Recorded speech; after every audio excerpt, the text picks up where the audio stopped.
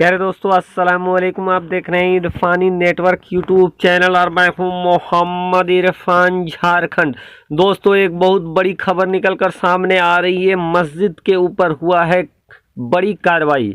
जी हां दोस्तों, नमाजियों के ऊपर हुआ है बड़ी कार्रवाई। नमाजियों से लेकर इमाम साहब तक आ गए हैं सख्ते में। उन पर हो गया है केस दर्ज, हो गया है एफआईआर। वजह जानकर आप भी हैरान रह जाएंगे दोस्तों। प्यारे दोस्तों, जैसा कि आप लोगों को मालूम है कि इस समय पूरे भारत के अंदर तकरीबन हर जगह पर लॉकडाउन, नाइट कर्फ्यू और दूसरे तरीके के अलग अलग नाम से लॉकडाउन लगे हुए हैं। और इस लॉकडाउन की वजह है पैंडेमिक। इस लॉकडाउन की वजह है महामारी, जिसने पूरे भारत को अपने चपेट में ले लिया है और पूरी जिंदगी को अस्त व्यस्त करके रख दिया है। अब ऐसे में दोस्तों, एक जगह पर 2 मस्जिदों पर हुआ है प्रशासन की कार्रवाई। प्रशासन ने छापेमारी करके 100 से ज़्यादा लोगों के ऊपर कर लिया है एफआईआर दर्ज। ऐसे वक्त में ये खबर निकलकर सामने आ रही है दोस्तों, जब ईद अनकरीब है और ईद के बारे में लोग ये समझ रहे थे कि सरकार ईद में नमाज अदा करने के लिए इजाज़त दे सकती है, या तो सरकार, लोगों के जहन में ये चल रहा था कि आने वाले ईद में वो ईदगाह में नमाज अदा कर लेंगे।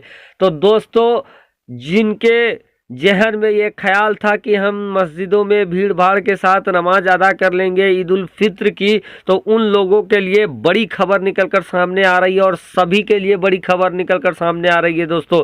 और कैसे लोगों के जिद के आगे इमाम साहब की भी हो गई सजा, आगे हम आपको बताने वाले हैं। कैसे इमाम साहब भी आ गए लोगों की वजह से मुसीबत में। कहाँ का खबर है दोस्तों, और किस प्रशासन ने पकड़ा है इमाम समेत 100 लोगों से ज़्यादा पर एफआईआर दर्ज हो गया है दोस्तों। पूरी जानकारी हम देने वाले हैं, तो इस वीडियो में आप बने रहें।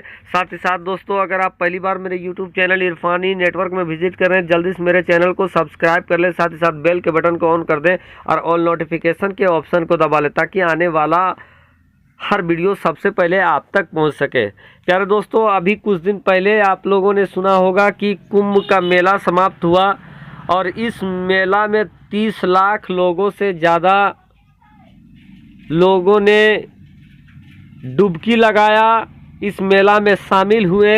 और अब कुंभ के मेले में जो साधु संत आए थे, उनके बारे में ये पता चल रहा है कि हजारों हजार की तादाद में वो संक्रमित निकल रहे हैं। बावजूद इसके दोस्तों, अभी तक किसी के ऊपर एफआईआर दर्ज होने की खबरें स्पष्ट रूप से नहीं सामने आई है। लेकिन दोस्तों, चूंकि पेंडेमिक का वो भी एक तरीके का खुला घोर उल्लंघन था, लेकिन चूंकि सरकार अपने हिसाब से काम करती है, वहाँ पर कोई केस दर्ज नहीं हुआ। लेकिन दोस्तों, अब जो ताज़ा खबर निकलकर सामने आ रही है, ये मध्य प्रदेश से ये खबर निकलकर सामने आ रही है। जी हाँ दोस्तों, वही मध्य प्रदेश जहाँ के मुखिया शिवराज सिंह चौहान है, यानी मामा है। मामा के प्रदेश मध्य प्रदेश के एक जगह जिसके नाम छतरपुर नौगांव है, नौगांव नगर। जी हाँ दोस्तों, छतरपुर नौगांव नगर की एक बड़ी खबर निकलकर सामने आ रही है, जहां पर 2 मस्जिदों के ऊपर प्रशासन ने कार्रवाई किया है। और ये 2 मस्जिदें हैं दोस्तों। एक मस्जिद जिसकी जानकारी सामने आ रही है दोस्तों, जामा मस्जिद, पलटन मस्जिद है, और एक तो जामा मस्जिद है दोस्तों। एक का नाम पलटन मस्जिद बताया जा रहा है और दूसरा जामा मस्जिद। यहाँ 2 मस्जिदों पर प्रशासन ने कार्रवाई किया है दोस्तों, और इमाम समेत दोनों ही जगह पर 100 लोगों पर गंभीर धाराओं में केस दर्ज कर लिया गया है। जी हाँ दोस्तों, आपको बता दें कि गंभीर धाराओं पर दोनों ही मस्जिदों में एक केस दर्ज किया गया है।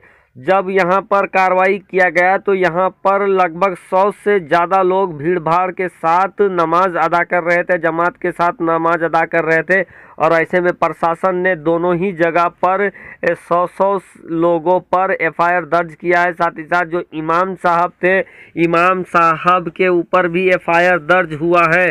तो कहीं ना कहीं दोस्तों, जो अभी भी हंसी मजाक कर रहे थे और जो अभी भी अपनी मस्जिदों में जमात के साथ नमाज अदा कर रहे हैं, तो उनके लिए ये बड़ी खबर है। और ये खबर दोस्तों मध्य प्रदेश के छतरपुर नौगांव से निकलकर सामने आ रही है, जहां पर 2 मस्जिदों पर, पलटन मस्जिद और जामा मस्जिद पर प्रशासन ने कार्रवाई करते हुए इमाम समेत 100 लोगों पर एफआईआर, गंभीर धाराओं पर एफआईआर दर्ज किया है।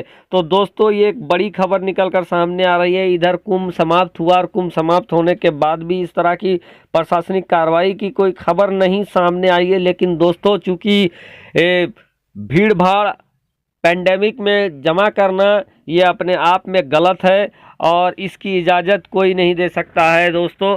और जो कुंभ में जो कुछ हुआ, वहाँ प्रशासन शासन क्यों नहीं कार्रवाई की, ये आप समझ सकते हैं। लेकिन चूंकि ये मामला मस्जिद का है और मस्जिद में भीड़ भाड़ का है, तो ये ऐसे में प्रशासन एक्टिव तो नज़र आएगी ही, कार्रवाई तो होगा ही। और उसी तरीके का सामने भी आ गया है कि प्रशासन ने कार्रवाई किया है और 100 लोगों के ऊपर एफआईआर दर्ज किया है।